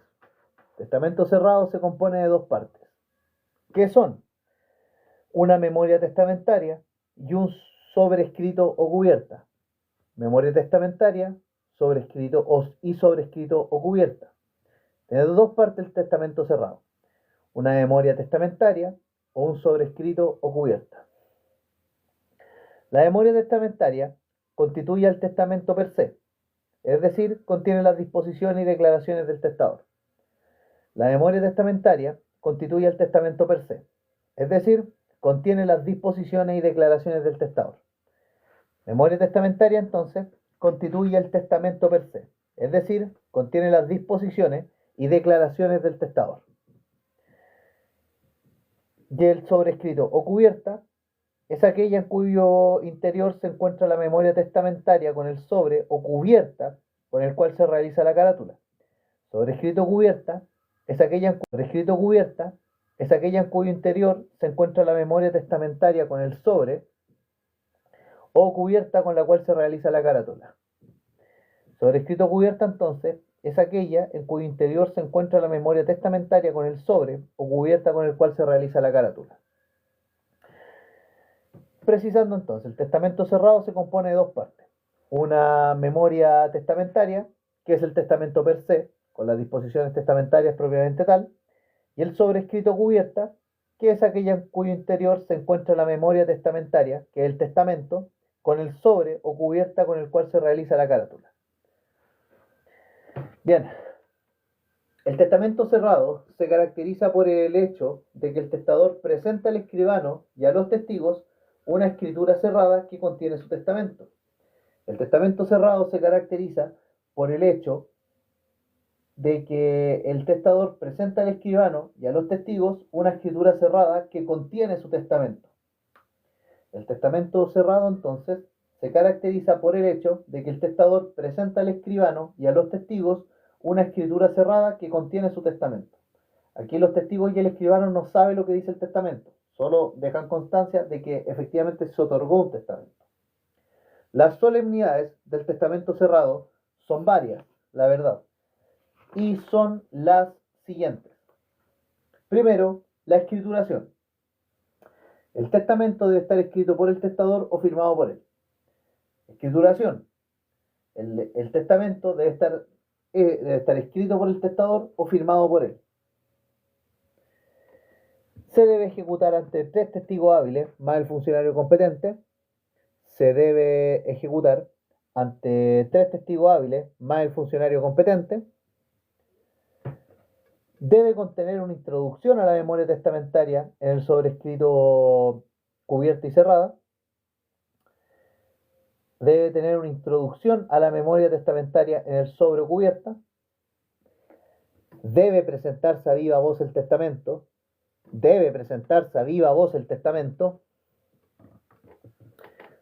debe redactar en la carátula la palabra testamento. La acreditación del testador se debe acreditar que el testador se encuentra en su sano juicio. Se debe identificar a los testigos. Fecha y lugar de otorgamiento. La cubierta de este testamento debe estar firmada por el testador, los testigos y el escribano. La cubierta de este testamento cerrado debe estar firmada por el testador, los testigos y el escribano. Y todo lo anterior debe hacerse en un mismo acto, sin interrupciones. Es la unidad del acto. Todo debe hacerse en un mismo acto, sin interrupciones. Entonces, las solemnidades del testamento escrito son: escrituración, sea ya por el testador o firmado por él. Se debe ejecutar ante 3 testigos hábiles más funcionario competente. Con respecto al testamento solemne abierto, este también se puede otorgar ante 3 testigos más la presencia de un funcionario escribano, pero la gracia que tiene el testamento abierto es que se puede también otorgar ante 5 testigos en instrumento privado sin la presencia de un escribano, pero se tienen que hacer trámites de publicación que se consideran una baja general de la herencia. Otra solemnidad del testamento cerrado es la introducción de la memoria testamentaria en el sobrescrito cubierta, presentación a viva voz del testamento, redactar la palabra testamento en la carátula, acreditar que el testador se encuentra en su sano juicio, identificar a los testigos, fecha y lugar de otorgamiento del testamento cerrado. La cubierta del testamento debe estar firmada por el testador, los testigos y el escribano.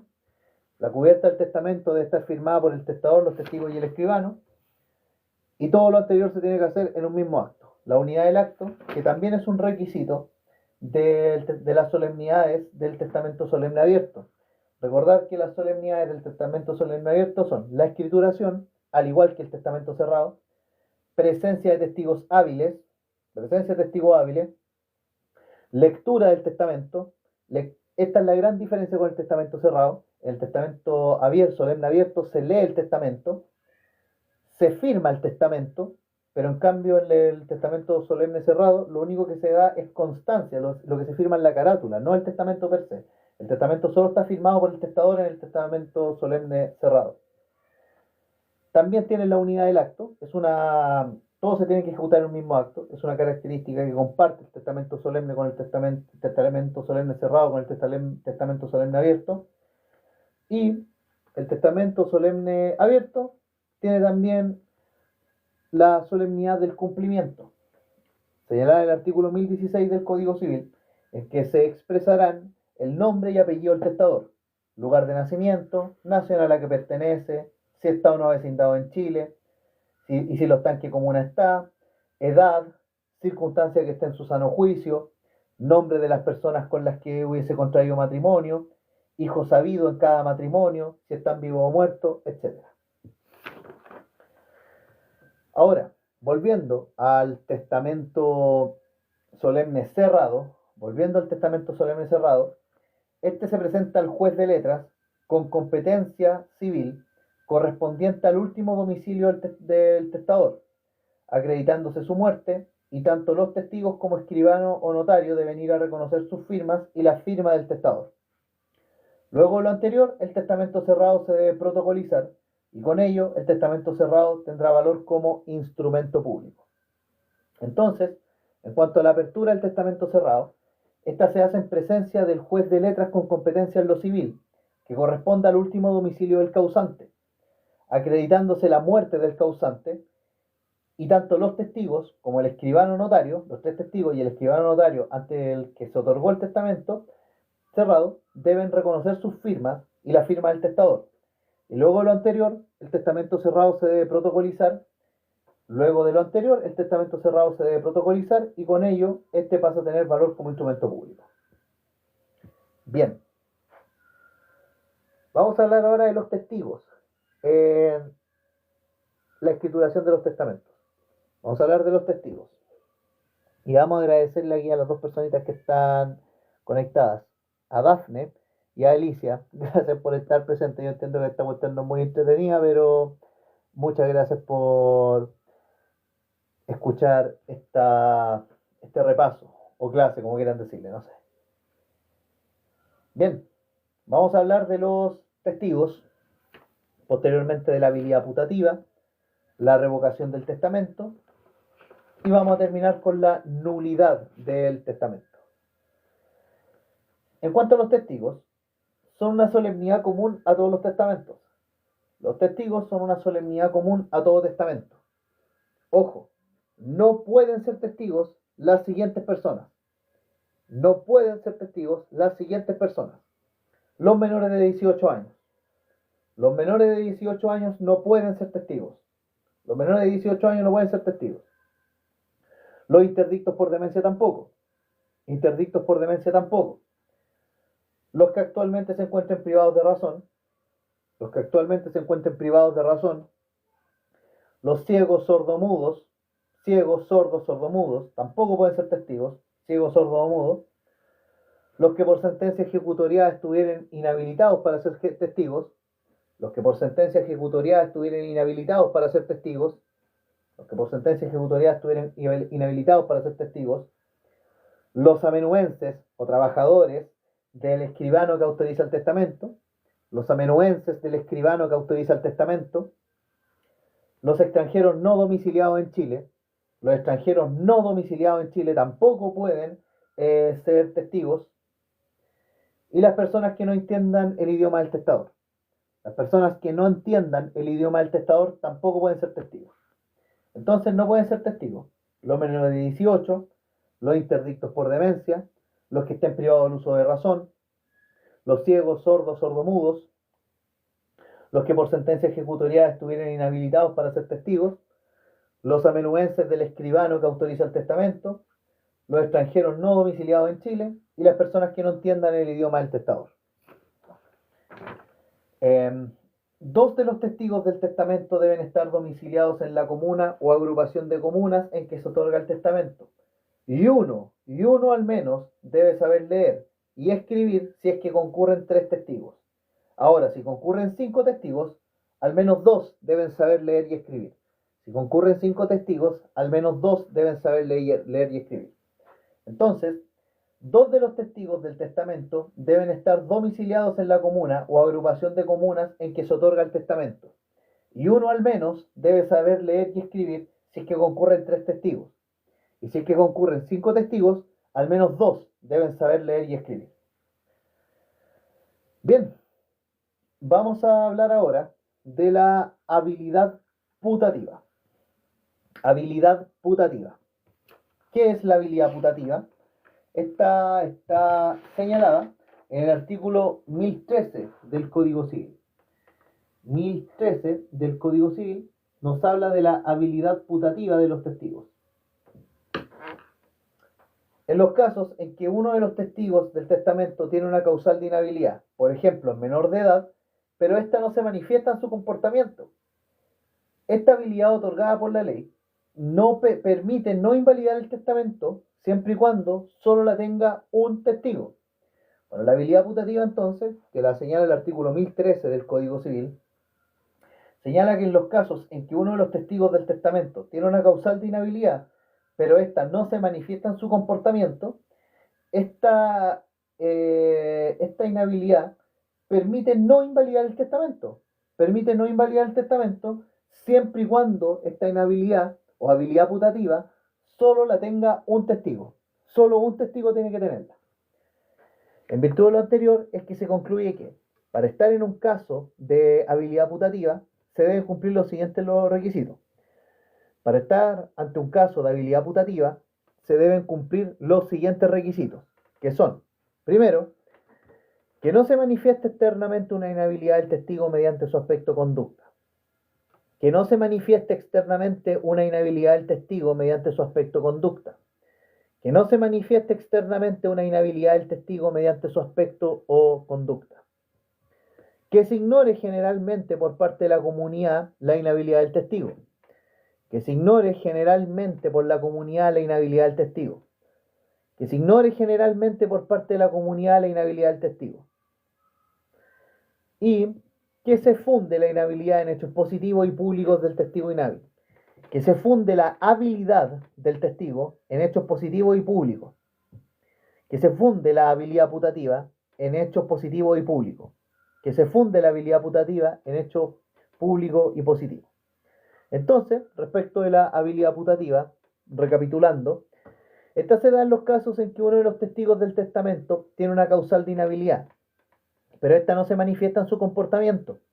Esta habilidad otorgada por la ley permite no invalidar el testamento siempre y cuando solo la tenga uno de los testigos.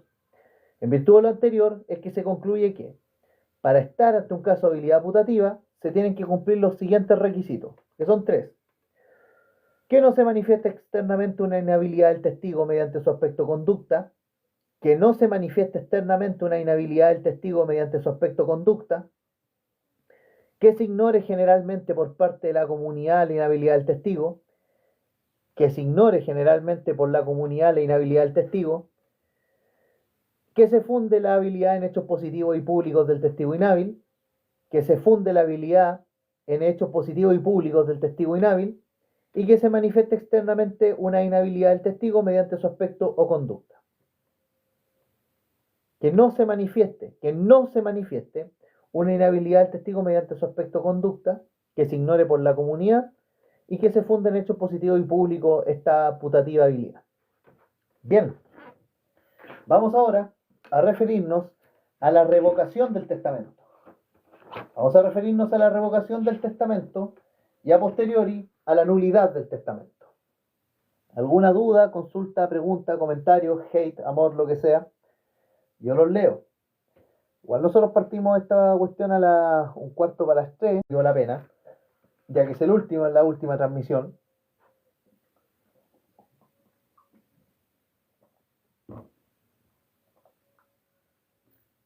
Última transmisión. Ya partición, yo lo dejo para tarea para la casa. Un tema, algunos cuentan denso, otros entretenido. Va a ser el único video que no va a tener justo y debido proceso, partición. Aunque ya me refiero a partición en otro video en todo caso. Así que pueden revisarlo en el tercer repaso de derecho sucesorio, que lo subí hace unos meses atrás. Ahí me refiero a la partición, pero súper por encima. Ya. Vamos entonces con la revocación del testamento. Vamos con la revocación del testamento. No tiene definición legal. La revocación del testamento no tiene revocación legal. Pero se puede definir la revocación del testamento de la siguiente manera. La revocación del testamento es un acto mediante el cual el testador establece, mediante otro testamento, dejar sin efecto las disposiciones realizadas en un testamento anterior. La revocación del testamento es un acto por medio del cual el testador, mediante otro testamento, deja sin efecto el testamento anterior. La revocación del testamento es un acto por medio del cual el testador, mediante otro testamento, publicación de otro testamento, deja sin efecto el testamento anterior. Entonces, la revocación del testamento es un acto mediante el cual el testador, mediante la publicación y escrituración de otro testamento, deja sin efecto el testamento anterior. El testamento que ha sido otorgado válidamente no puede invalidarse sino por la revocación del testador, y esta revocación puede ser total o parcial. Será total cuando queda íntegramente revocado y sin efecto el testamento anterior. Será total cuando queda íntegramente revocado y sin efecto el testamento anterior. Y será parcial cuando la revocación afecte cláusulas en específico, pero no al testamento completo. Será parcial cuando la revocación afecte cláusulas en específico, pero no el testamento completo. Entonces, el testamento que ha sido válidamente otorgado no puede invalidarse sino por la revocación del testador. Y esta revocación puede ser total o parcial. Será total cuando el testamento queda íntegramente revocado y sin efecto el testamento anterior. Y será parcial cuando la revocación afecte cláusulas en específico, pero no al testamento completo. La revocación puede ser expresa o puede ser tácita también, no solo total o parcial, puede ser expresa o puede ser tácita. Será expresa cuando se hace en términos formales y explícitos. La revocación del testamento será expresa cuando se hace en términos formales y explícitos. Y la revocación también será tácita cuando el Nuevo Testamento tiene nuevas disposiciones irreconciliables con el testamento anterior. La revocación del testamento será tácita cuando el Nuevo Testamento tiene nuevas disposiciones irreconciliables con el anterior testamento. Con respecto a la revocación tácita de los legados, esta se produce de la siguiente manera. El testador, posterior a hacer el legado, enajena la cosa legada. Esa es una revocación tácita del legado. El testador, posterior a hacer el legado, enajena la cosa legada.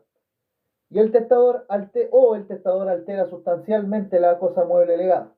O el testador altera sustancialmente la cosa mueble legada.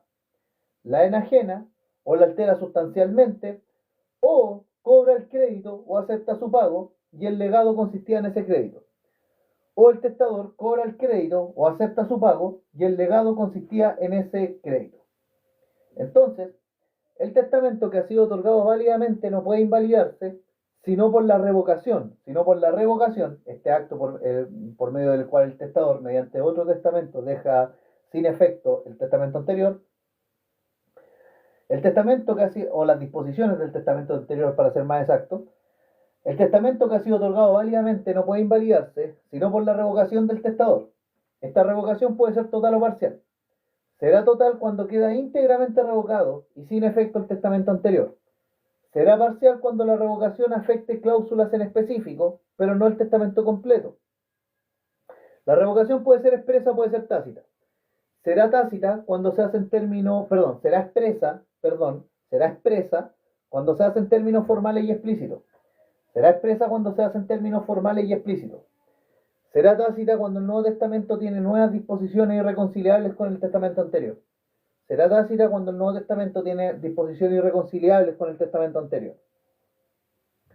Ahora, con respecto a la revocación tácita de los legados, esta se produce cuando el testador, posterior a hacer el legado, enajena la cosa legada. Revocación tácita de legados, cuando el testador enajena la cosa legada, posterior a haber hecho el testamento, o cuando altera sustancialmente la cosa legada, o cuando el testador cobra el crédito o acepta su pago. Cuando el testador cobra el crédito o acepta su pago y el legado consistía en ese crédito. Entonces, con respecto a la revocación tácita de legados, esta se hace porque el testador enajena la cosa legada después de haber hecho el testamento, altera sustancialmente la cosa corporal mueble legada, o cobra el crédito y el legado consistía en ese crédito. El testamento solemne puede ser revocado expresamente en todo o en parte por un testamento solemne o incluso privilegiado, dicen algunos. Un testamento privilegiado puede revocar un testamento solemne. Ahora, si el testamento que revoca un testamento anterior es revocado a su vez, no por eso revive el primer testamento, a menos que el testador manifieste voluntad contraria. Si el testamento que revoca un testamento anterior es revocado una vez, no revive por eso el primer testamento, a menos que el testador manifieste voluntad contraria. Si el testamento que revoca un instrumento anterior es revocado a su vez, no revive por eso el primer testamento, a menos que el testador manifieste voluntad contraria. Un testamento no se revoca tácitamente en todas sus partes por la existencia de otro u otros posteriores. Los testamentos posteriores que expresen no revocar los anteriores, dejarán subsistentes las disposiciones que no sean incompatibles con los posteriores o contrarios a ellos. Un testamento no se revoca tácitamente en todas sus partes por la existencia de otro u otros testamentos posteriores. Los testamentos posteriores, que expresamente no revoquen los anteriores, dejarán subsistentes las disposiciones que no sean incompatibles con los posteriores o contrarios a ellos. Un testamento no se revoca tácitamente en todas sus partes por la existencia de otro u otros posteriores. Los testamentos posteriores que expresamente no revoquen los anteriores dejarán subsistentes las disposiciones. Ojo, no es que dejen subsistente el testamento en general. Dejarán subsistentes las disposiciones que no sean incompatibles con las posteriores o contrarios a ellas. Las características de la revocación per se son las siguientes. Solo puede revocar un testamento mediante otro testamento. En la revocación solo se puede revocar un testamento mediante otro testamento. Solo se puede revocar un testamento mediante otro testamento. Solo se puede revocar un testamento mediante otro testamento. Y ojo, lo revocable son las disposiciones, no las declaraciones. Lo revocable son las disposiciones, no las declaraciones.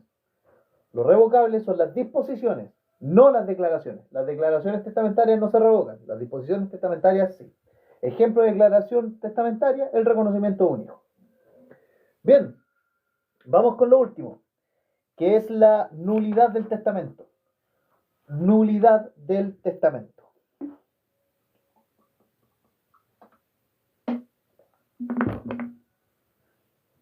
Y con esta cuestión terminamos, amigos míos.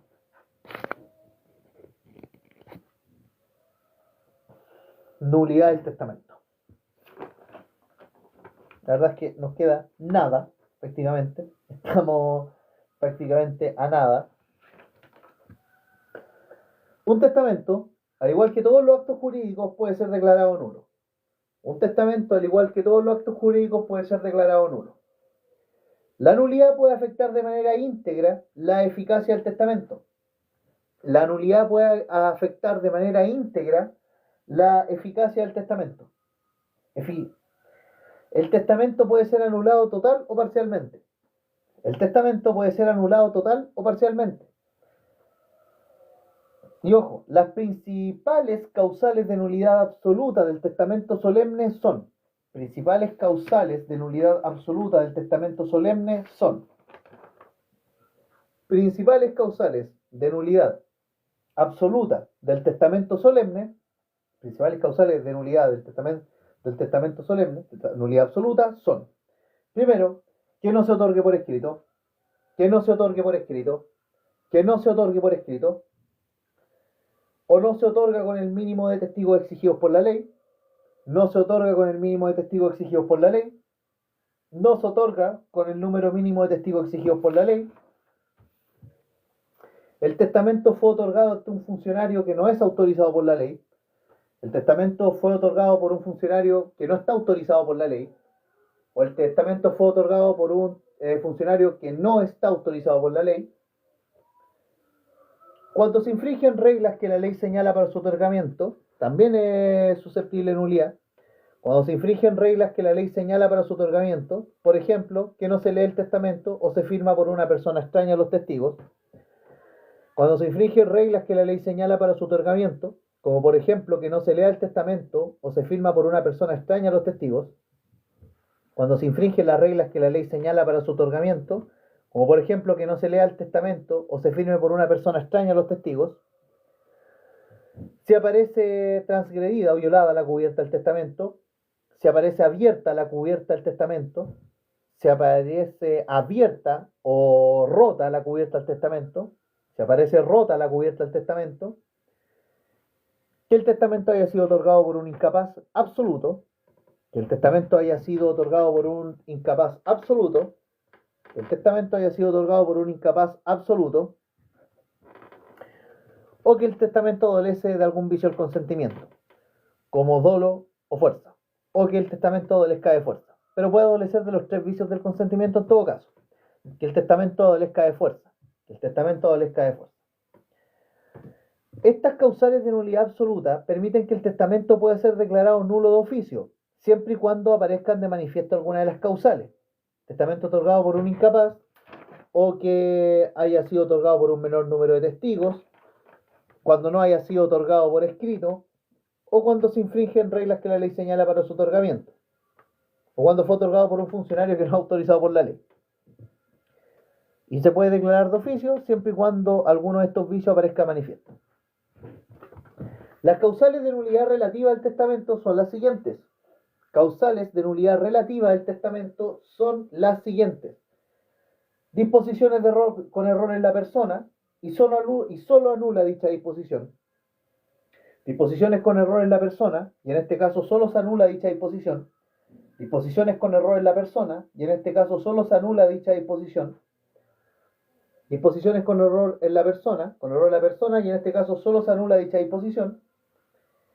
Y caso de disposiciones obtenidas con dolo, donde la sanción será la indignidad para suceder y no la nulidad.